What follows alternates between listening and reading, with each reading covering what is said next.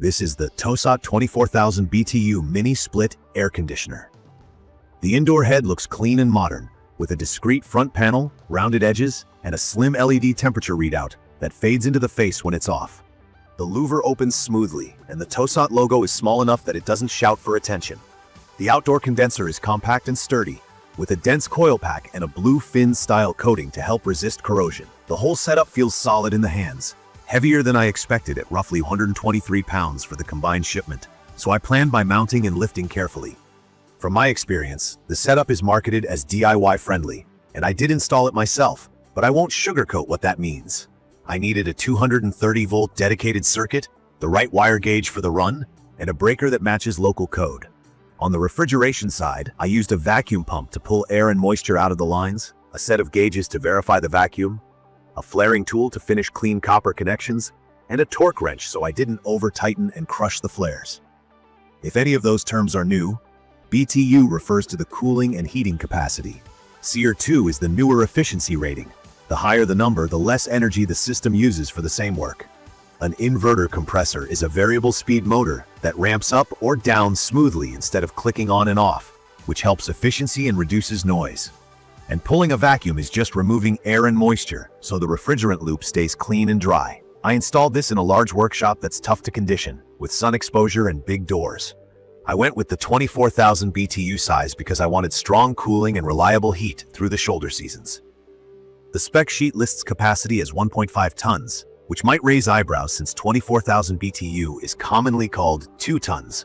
But the BTU rating is what I pay attention to, and real sizing still depends on insulation, windows, and climate. I kept the line set length within the recommended range, wrapped the lines with UV-rated insulation, and added a drain line with proper slope so condensate wouldn't back up.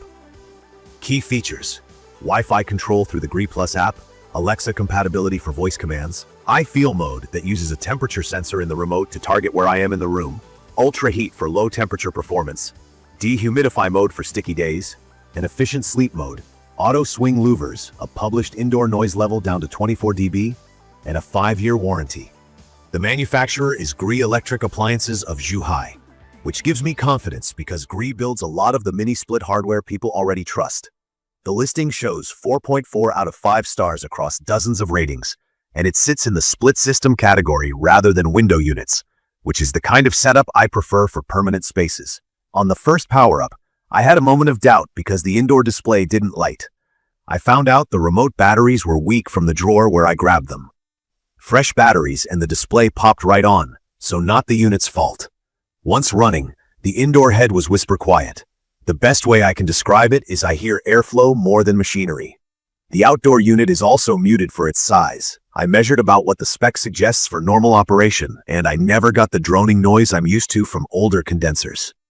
In my opinion, the inverter design is doing the heavy lifting here. When the space reaches temperature, the compressor settles into a low, steady rhythm instead of slamming on and off. Cooling performance is the reason I bought it, and it delivers. My space gets brutally hot in summer, and this unit pulls the temperature down fast. The air throw is long enough to reach the far side of the room, and the auto swing helps mix the air so I don't get a hot ceiling and a cold corner. On humid days, I'll run dehumidify mode to wring out moisture without overcooling, and it makes the shop feel less sticky. For heating, I tested it during a cold snap, and I was impressed. The marketing talks about low ambient heating down to well below 0, and while I didn't hit the bottom of that range, I had steady heat in the teens without electric backup. The defrost cycles were smart and brief. The Gree Plus app is straightforward. I set schedules, tweak temperature on the way to the shop, and link it with Alexa so I can nudge the set point hands-free while I'm working. I-Feel mode is surprisingly useful. I set the remote near my workbench, and the unit aims for that temperature rather than the temperature at the head, which can be a few degrees off in a large room. From my experience, that small tweak makes comfort feel more even. Energy use has been lower than my old window and resistance heaters combined. With a SEER2 of up to 22, it's not the absolute highest spec on paper, but it's firmly in the efficient category. What I notice on the bill is steadier, lower consumption during hot stretches because the unit just cruises rather than blasting and resting.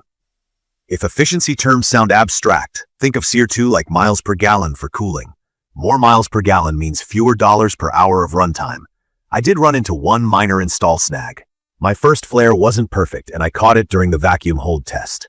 I practiced a couple flares on scrap copper, redid the line, pulled down to a deep vacuum again, and it's been tight ever since. That's a long way of saying the DIY path is doable, not effortless. I had the tools and patience, and I read the manual instead of winging it. If any part of high voltage wiring or refrigerant connections makes me hesitate, I call a licensed installer. I'd rather pay a little than risk a leak or a warranty headache. On the topic of warranty and support, the unit carries a 5-year warranty, which I appreciate. I've seen mixed stories about customer service across different sellers. Mine arrived without damage, but I inspected the boxes carefully because shipping dings can happen with heavy equipment. The internal packaging around the coil and compressor looked robust. If I saw a crushed corner or bent grill, I'd photograph everything and contact the seller right away before installing, because installing a damaged unit can complicate claims. It's perfect for a garage shop, a bonus room, a home office, or a small retail space where central ducting isn't practical. The ductless design means I avoided tearing open walls for big vents, and the result looks clean.